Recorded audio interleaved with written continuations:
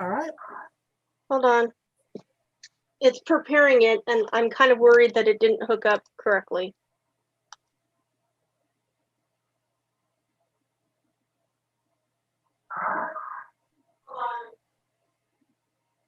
Yeah, I think it, oh. Yeah, I created a whole new one. Okay. So we have a new URL we need to get out to everybody because nothing I do can go right today. So, give me 1 second. That's the new URL because the old URL does not work.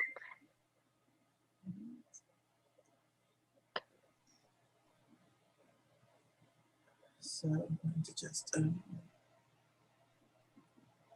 so Facebook.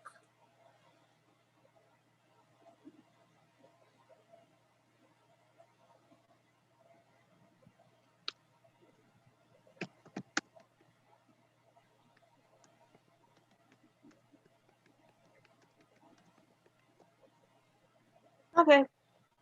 All right. Posted. Posted. Let's go. I'm gonna do a share screen. Oh, you'll need me to share your screen. Where is that? Well, no. Share screen. All right.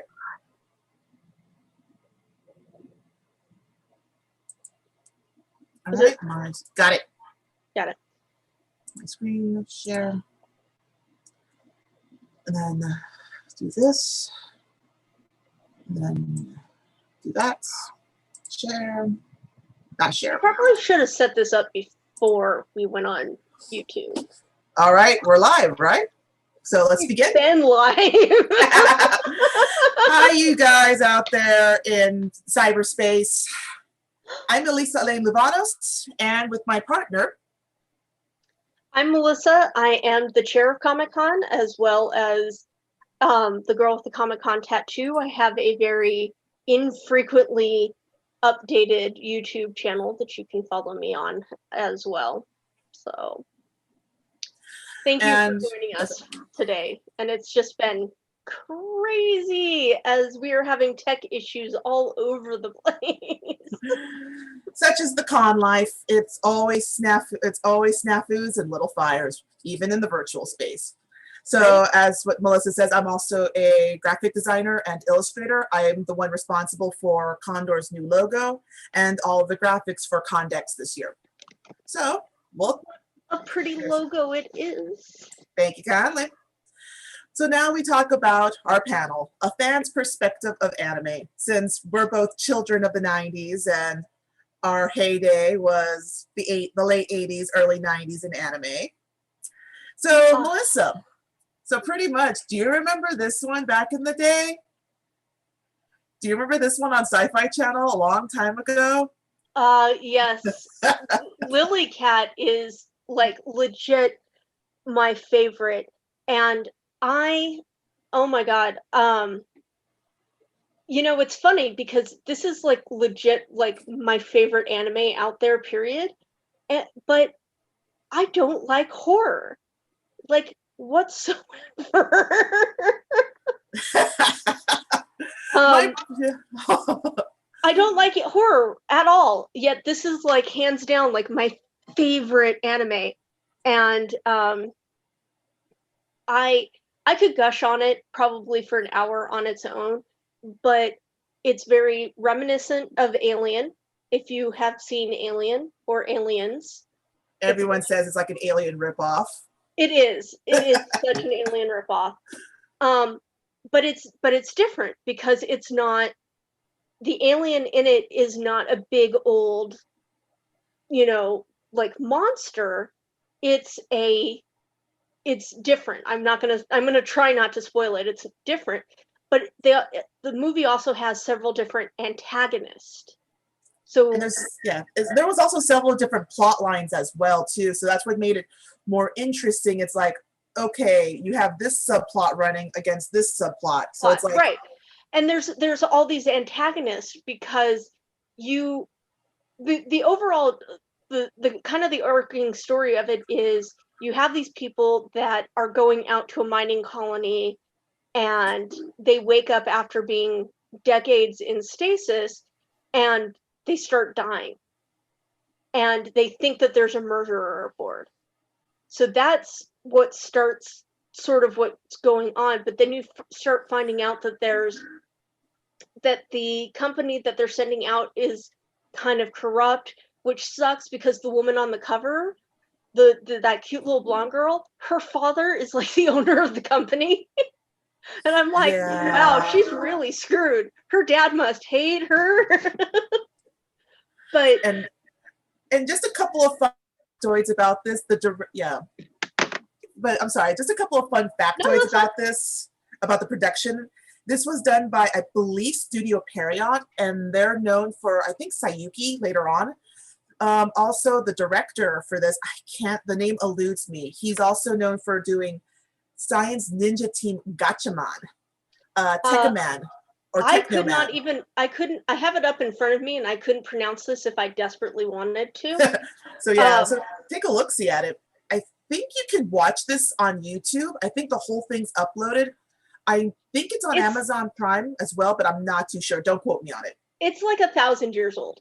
Was released in the late 80s. Yeah, it's pretty old. But this is one of my favorite things about it, because I am a child. I was born in 1980, and so all of my anime was really like fucked up stuff from like the 70s and the 80s that like took, because back in my day, like in the early 90s, it took forever to get anything out from Japan, because just nobody was bringing it out here except ADV, and ADV was like just dragging their feet on it, and it had to get licensing. Gone now. Yeah. Lily Cat, such fond memories, and hold on, I'm not done. Mike Reynolds is the voice of the captain in this. Oh yeah, I remember that. I love Mike Reynolds because he's 91 now, and he's retired too. Yeah, and he's retired. But every anime, and specifically he only worked in anime, so every anime from like the late 80s into the 90s, this man did voice work for, but he's not one of those ones that changed his voice. So they were basically, it was like, if you were watching virtually any anime, you could go like, oh, I know that guy. I remember I was at PMX years ago. They did like a celebrity roast of this guy. Oh my God. So that I was dying during this roast because everybody in the anime dubbing industry, including some of the Power Rangers, the original Mighty Morphin Power Rangers, were just roasting this guy. And I was just like, oh my God, it was so hilarious. He's great. He's really something else. And I mean, and when I say something else, I don't mean like he's awful. Like he is just, he's great. And he's so talented at what he does. It was such a pleasure to meet him at PMX and shake his hand, and it was really awesome to meet him and a lot of the other veteran voice actors that I grew up with. It was awesome to meet them at that time. I think it was PMX 2011, Pacific Media Expo. He has a really amazing speech in Lily Cat about how his captainship, because he goes into stasis, and then he's at wherever he's at for a little bit, and then he goes into stasis again to get back to Earth, and how that's changed and affected him over the years, because he's essentially lost all of his friends and family because he would do this and he'd come back and they'd either be old or dead. And so it is, you can just feel it in his voice where he's just like broken down and worn down by it. And he couldn't have been 30 when he did this this movie, but he does such a good job of sounding just really beat down. He's an amazing voice actor. Oh no, the dub of this was really, really good for something, produced In in the the early 80s. 80s. Yeah, Yeah. late 80s, because the dubs in the 80s and 90s were pretty much either really good or really bad. Yeah. So, Melissa, Same thing for the subs on that end. The subs are either yeah. really good or they're like, whose English is this? Yeah. But moving on, Melissa, since we can talk about Lily Cat for the entire day. Remember this one that was on the Sci-Fi Channel? This is my personal favorite out of all of the Sci-Fi Channel stuff. So, like I said, I watched a lot of fucked up shit as a kid. Oh, so I did later on in my 20s, but Robot Carnival. Yeah. Robot Carnival had a lot. It's a series of short films, and I think there's only like one fairly happy one, and the rest are just like, wow. Yeah, so quick little fun factoids about this one. A lot of animators got their start from this one. So for the image of the girl, that short was called Persenence. It's Uematsu, I can't even pronounce it. The guy went on to draw one of the most notorious H titles animes of the 90s, which is Kite and Mezzoforte. This was, I think, one of his earlier pieces. Also, one of the writers is Hiro Otomo, who's also known for Akira. So these were like first-time directors. This was everyone's start, in my opinion. And they did a hell of a good job. Yeah. You can view this, I think, on Amazon Prime now. Thank God, because finding this on the interwebs was, yeah. Finding anything on the interwebs is a little bit of a laugh. Yeah, but this was probably one of my favorites. I think my favorite piece out of this one was Cloud, about how the robot was watching literally humanity. The clouds, yeah. That was probably one of my favorites. That was my favorite, Melissa.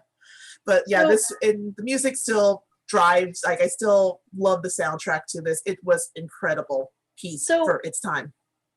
With a couple of notable exceptions, because I did watch so much crazy, like the anime I watched was so crazy, and I was so new to the anime. In 93, I got into anime and stuff in 93, and I was so crazy for it. I just watched whatever I could get my hands on. Because of the rental store, Blockbuster. Yeah, and so I have, like, when you're like clouds, I was like, don't remember that. And then you were like the robot watching clouds, and I was like, okay, I remember that. But like, I suppressed so much stuff. Like, I can remember watching this one, I think it was like Devil City or something, and you mean Demon City Shinjuku? Sure. It might be that. It sounds like Demon City. It might be. But it's like, can I tell you anything about it? No, because I watched it and I was so traumatized. I went down. Let's suppress that memory. I don't ever need to remember. Oh my gosh. So. Oh, Lord have mercy. So I think that there's a lot this of was stuff. Probably one of my favorites.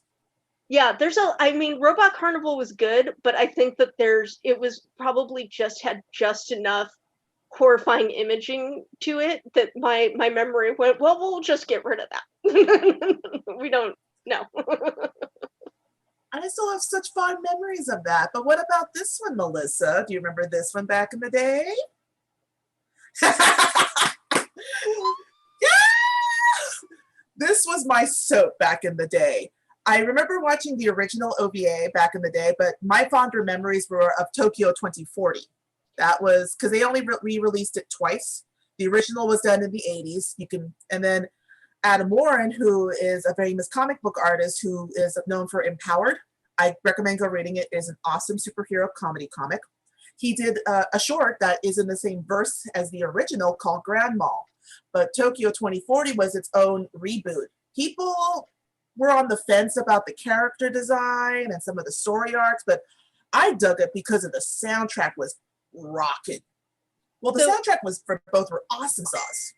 So here's my problem. I think the problem that I had was I saw Crisis, and then almost a second I finished seeing Crisis. Hey, Melissa, we're not showing. We're not on YouTube. We're not live. But it's showing that we're live on YouTube. We're under a different URL. Oh, sorry. You are. All right. Let me just because it didn't connect correctly, and we're under a different URL. Okay, because I'm listed getting in comments on the YouTube page. Okay, cool.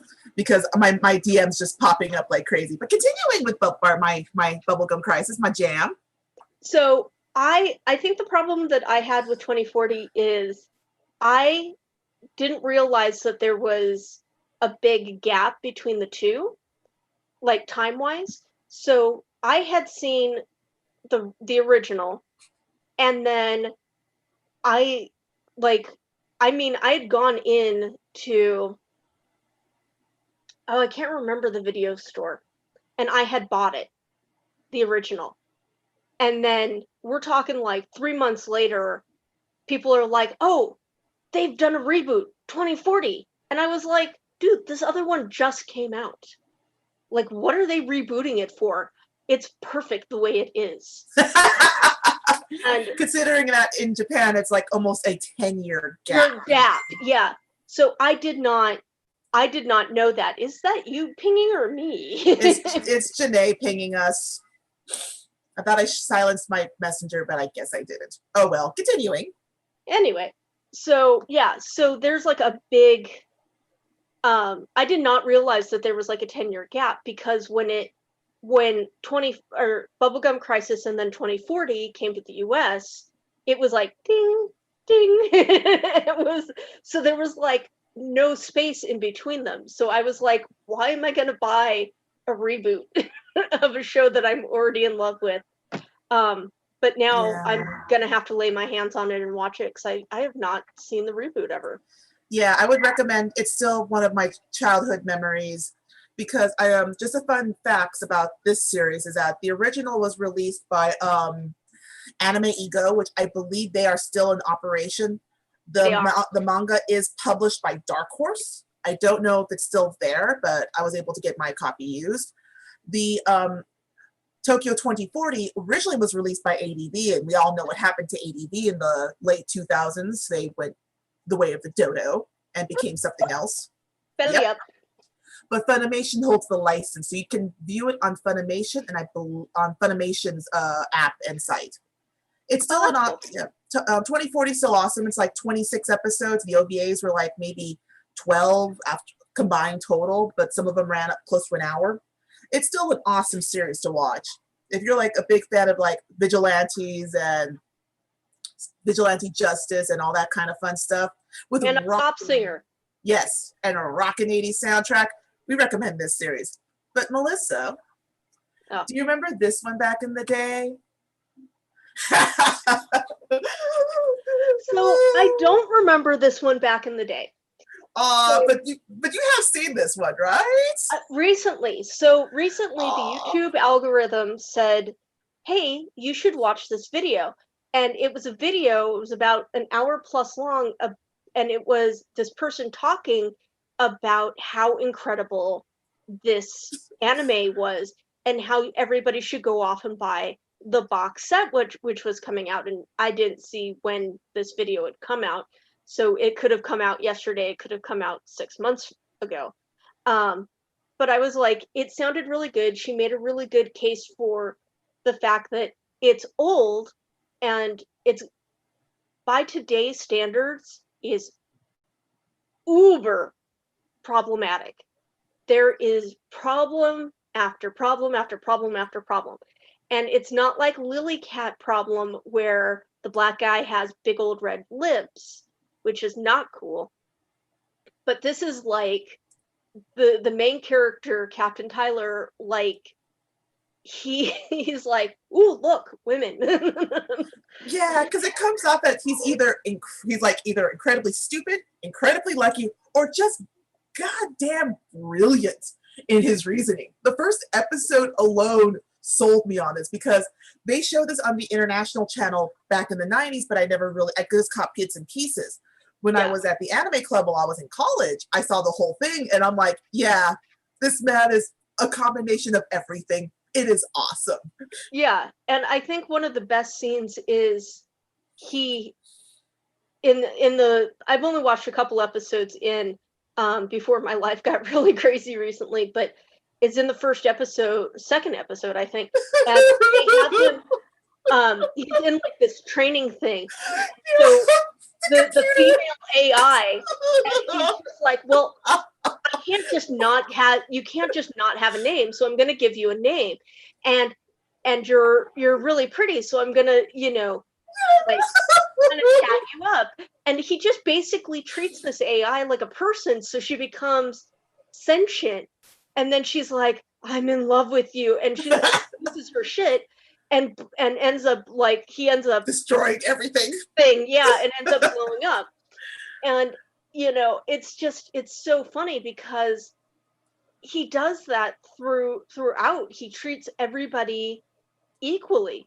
Like, he does not see rank in anybody or anything. And he's actually a genuinely really nice guy. He really likes ladies, but it's none of it's like super sexist. It's just like he likes ladies, and he's I get the impression that even if they were to be like, let's get it on, he'd be like, Yeah, that's what I got with him. And it's just, this series is still hilarious. It is an awesome romp. It's like, I think the TV series is 26 episodes followed by a 10-episode OVA. The problem is the OVAs are just like one-offs. They don't really connect. They're not important to watch. But they're still fun to watch. They're fun to watch, but they're not part of the overall story arc. Yeah. I believe you could still pick this. I think Right Stuff International still has the license for this, so you could pick it up from them. And depending on, I didn't look it up, but depending on what the video I saw, Amazon should have like a box set that has just come out. Awesome sauce. I might, because I usually stream my stuff through either Crunchyroll or Funimation these days because I am trying to go the minimalist route. There's so much anime. There's so much anime. But speaking of anime, Melissa. Uh-oh. My other soap of the 90s. So, yeah, we have to mention this bad boy because you can't not. No. Right? Because it is like everybody knows this anime. It is really awesome. I haven't seen, they did a reboot of it because you have to have a reboot even in Japan. So I haven't seen the reboot of anything. Neither have I. I think I saw bits and pieces of it, but I just haven't had a chance to sit down and watch it. I know. Yeah, you're up on me. I haven't seen it at all. Yeah, the last 2 years I've been trying to get my bachelor's degree and finish school once and for all. So I've been so busy with everything. But when in the 90s, because I know the original TV series was I think it remastered and placed on not YouTube, Netflix, and had a different dub cast. So a lot of people got offended by it because it's like, but I heard it's actually really good because I've seen this series dubbed. That's the only time I've seen it is dubbed. I would be really offended because I thought the dubbed cast was fine the way it was. To me, it was too. They could act pretty good. Now, do you want to hear my story about me almost being part of this? Yeah, you told me bits and pieces of this, but what? Yeah. So I was almost a voice actor for the dubbing in the States. So what had happened? You mean ADV, right? Because ADV was the one responsible for this. Yeah, back in the day. So this is after the first chunk had come out, and they only had like the 2 like episode movies that they hadn't released yet for reasons. Sorry, I'm trying to catch dust and hair out of the sky. So I'm at Comic-Con. I'm with my friend Wanda, who's from Australia, and he knows a bunch of people. I know a bunch of people. walking around Comic-Con is super fun with me because I know fucking everyone. And so here we go by an anime table, and this is 97, 98, something in that area. And it's, I think it was ADV or it may have been another, but we knew the people at the table. So we were talking to them and they were like, yeah, we're looking, we need like 2 more people to come up in the next couple of weeks to LA and record a couple of lines for people that are going to be in the Nerve Command Center for the last section of Ava. And I did not have the confidence to do this. And Wanda, being from Australia, had to go home. But had I been like, hell yeah, and given him my number, I probably could have been a voice actor right now. So. Wow. And I'm trying to think of Comic-Con 90, what was it, 96, 97? 97, 98. I was like barely in 9th grade because I've been going to San Diego Comic-Con like 96 or 97. So I was like 13 or 14 when I started going, and I'm almost 40. Well, I am 40 now, and I was 18 at the time. So, wow. That's crazy. Yeah, I had the option at that time to do that. This is not the first time. I've actually worked at a couple of different places over the years, and just I worked for Image in the warehouse for a while, and then they closed, so I lost my job. Such is life. But but moving on, Melissa, we have to talk about this series. We have to talk about this series. Gundam. We do. So Gundam. Oh, Gundam. Gundam. Oh, Gundam. Because some fun factoids about the original Mobile Suit Gundam. They were scheduled for 50 episodes, but since the viewership was so low, they were going to just cancel it altogether. So I think the producer begged the TV suit, whoever was broadcasting, say, hey, give us a couple more episodes so we can finish this. So they did. But how Gundam got its notoriety and became so popular was reruns. It kind of became Star Trek. How Star Trek did all those reruns after reruns. Yeah. The popular one that made it to the US back in the 90s was Mobile Suit Gundam Wing. That's the one I watched on Toonami back in the day. Right, and everybody did. And it's interesting because I still to this day meet people who are the expert on Gundam. And when you're like, they're only like, they can only cite Gundam Wing. And you're like, well, what about Mobile Suit Gundam? Or what about this other Gundam? There's more than one, right? There's more than one. Because I put there's another one that was here called Turn A Gundam. That was published before Gundam Wing. And fun factoid on that one is that the mech designs was drawn by Sid Mead. And if anybody knows who Sid Mead is, he's a futurist and illustrator. His work is Blade Runner. Yeah. So you have like the lead character designer and art designer for Blade Runner working on a Japanese anime. So that was pretty rad. But the one I also saw to its entirety at the anime club when I was still at Palomar College years ago was Mobile Suit Gundam 00. Both seasons. Yeah. It was both, I think it was a Gundam series is usually 50 episodes. So with 00, they just split it into 2 seasons, 2 25s. But yeah, this was another, near and dear to my heart because in Gundam Wing, my favorite Gundams were Death Psych Hell and Wing Zero Custom with the angel wings. Like it was every other person likes.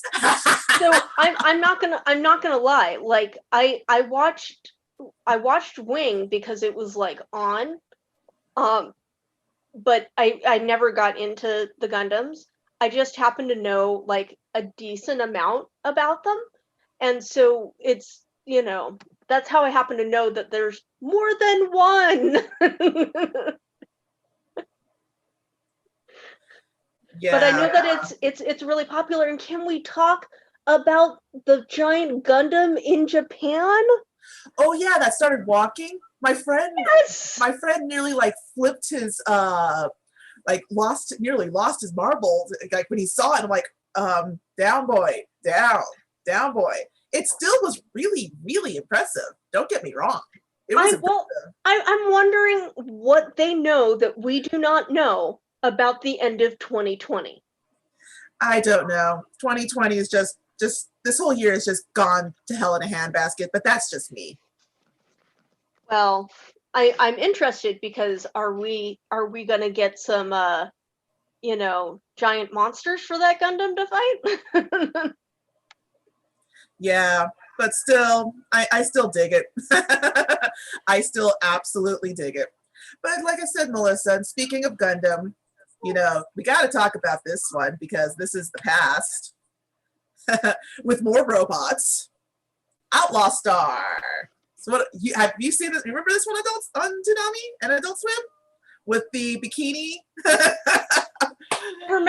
I remember the infamous Outlaw Star bikini only because I used to do the Masquerade at Comic-Con, and the Outlaw Star bikini has shown up more than once. Wow. Because I was like, this was probably one of my favorites.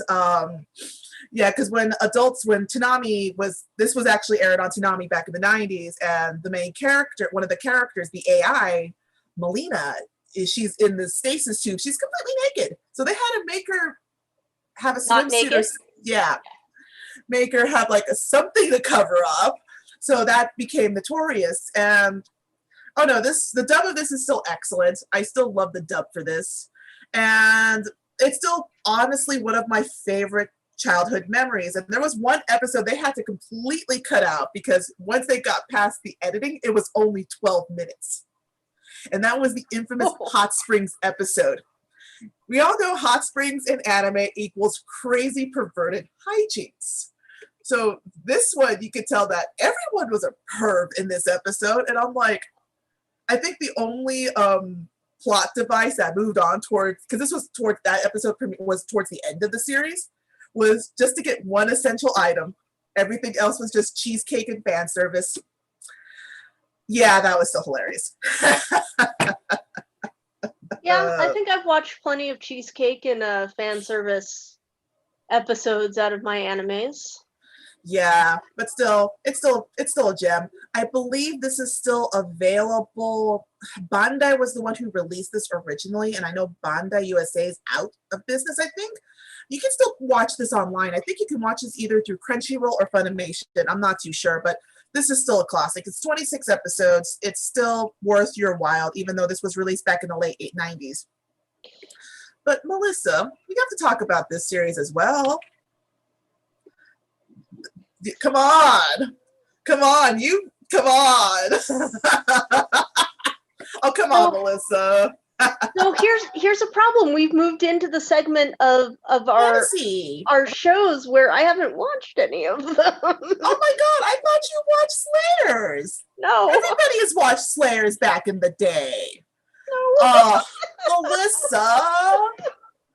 Because when we were talking about this panel and what to discuss about, I'm like, it was picking your favorite child because there's so many animes out there that we all watched. And we've gone through all of my favorite children. So we're going to go through a little bit of mine. So I recommend watching this, Melissa, because this is probably good laughs. The first episode alone is worth the price of admission. Well, giant shoulder pads. Yes. Are always and lots laugh. Of no, not the shoulder pads. Bust jokes abound in this one. Oh. Yeah, trust me. It gets awesome. Yes. We call them pizzazz.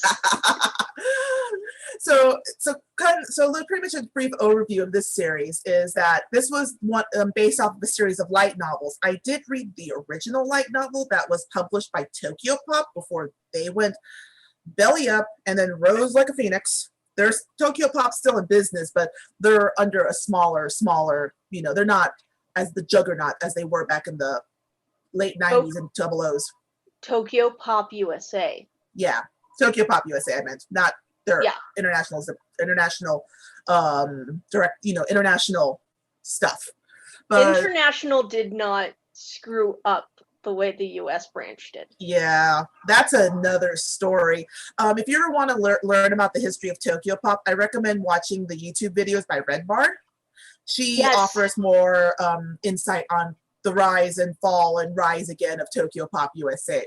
But continuing with this, this was released as 4 or 5 seasons. All are available, I believe, through Right Stuff. The first season is based off of the first 3 novels. Then Slayer's Next was based off of the second one, and then Slayer's Tribe was its own original story. And then you have Slayer's Revolution and Evolution, which is its own original thing too. Then it had numerous video games, numerous OVAs. This was a juggernaut back in the 90s. Yeah. So, and then this is still just a classic in the sword and fantasy that it just goes south, left, what. So yeah, this takes like Dungeons and Dragons and just it's a lexicon of D&D rejects. It's still hilarious. Oh. So yeah, I thought you watched this, but I recommend once all this madness is over with, then we'll sit down and watch it. Yeah, that would be fun because the commentary. We could do a Mystery Science Theater 3000 watching Slayers. But I'm hoping you do remember this series, Melissa. This was aired on Fox Kids in the 90s, but no. I thought we did. No. I remember it. Okay, that's not, it's like Slayers. Like, I remember it. I know it exists. I didn't forget about it. It's just you watch so much stuff, so much crazy twisted stuff in the 90s. And I am 20% sure that I watched it. I don't remember it. I do know, however, that I have the soundtrack to it. Oh, the soundtrack's amazing because the soundtrack's done by Yoko Kanno, and she's a phenomenal composer. She's done Ghost in the Shell Standalone Complex, Escaflowne, numerous animes. But so this series was released in the 90s. It was aired on Fox Kids, but it was heavily edited. They canceled the series after episode 13 because the rest of the series is pretty graphic for Saturday morning American cartoons. It's like Sailor Moon. I'm sorry, they're cousins? Yeah. I've never looked longingly into the eyes of any one of my 14 cousins. So, and I had to watch this in Spanish, and then my Spanish is not the best, under its title called El Villón de Escaflón. So I watched a good chunk of it, and then I ended up buying it on DVD and watching the rest of it. Say that again? So when Fox canceled it, I had to watch. No. Say it in Spanish. El Villón de Escaflón. That sounds like a telenovela. Yeah, I was able to, because my Spanish is pretty bad, but I'm able to, even though I'm half Spanish, my dad never really taught me it. I had to take it in school, but I was able to know and understand the gist of the conversation. So I was able to understand the rest of the series, but then I bought the series in my 20s and got the full understanding and watched the rest of it. They did release a movie, which was a complete retelling of the series, and it was incredibly dark, incredibly depressing. Like the opening scene with this, like Grave of the Fireflies depressing? No, not in that sense, but it rewrote a lot of the characters, including the main character as well. Okay. But the opening cinematic for the movie was so graphic because you had the main characters just chopping heads off. So yeah, I believe both are available online. I do not know who the distributor is now because this was published by Anime Village back in the 90s, which became Bandai USA, and then Bandai went the way of the dodo. So I think you could still pick this up. It's still an excellent series to watch. It still will hold today in today's standards. So this is a nice one to watch. The original TV series is like 26 episodes, and the movie's like running time's like 2 hours. That's not bad. the soundtrack is worth the price of admission. Yeah.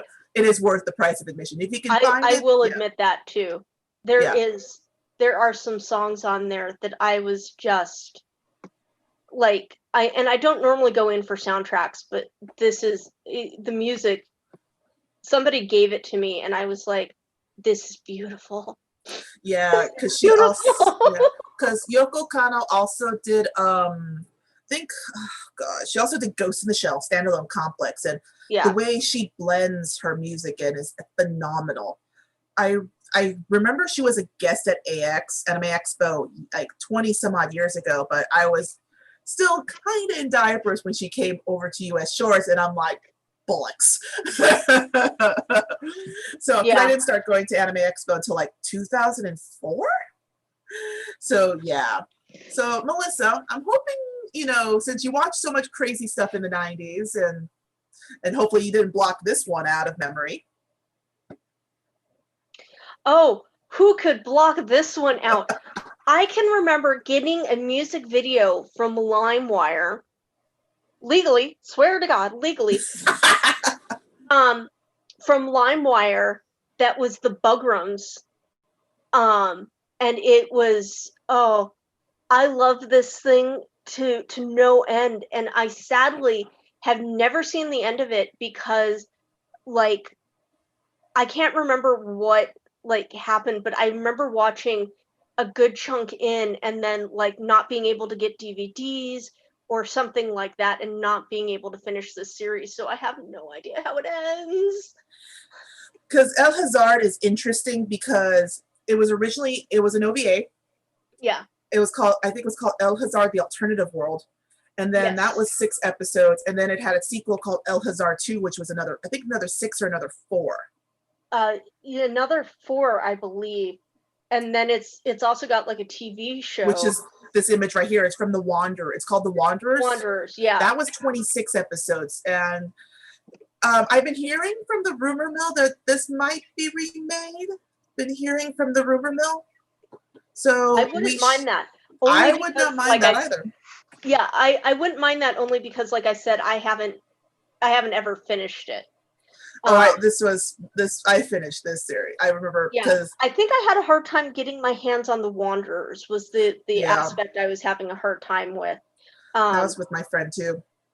And I think I had the first OVA, but I couldn't get the second, and I couldn't get Wanderers, and it was something like that where I just couldn't lay my hands on everything.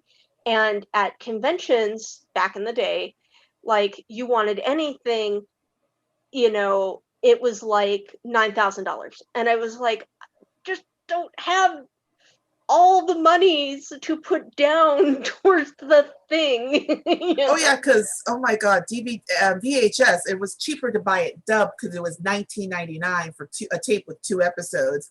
And then if you wanted it subtitled, you tack on an extra $10. Right. So one of my favorite, albeit screwed up sort of, and it took me years and years to watch it, was Revolutionary Girl Utena. The holy grail of one of the holy grails of Yuri anime back in the 90s. Right.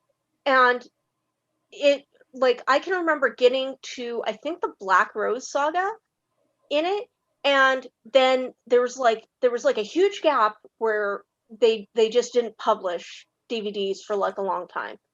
And then they published the Black Rose saga, but it was so expensive because it was like you said, it was like $20. And now that doesn't sound like a whole lot, but when you are like 15, $20 is a ton of money to get 2 bloody episodes. Yeah.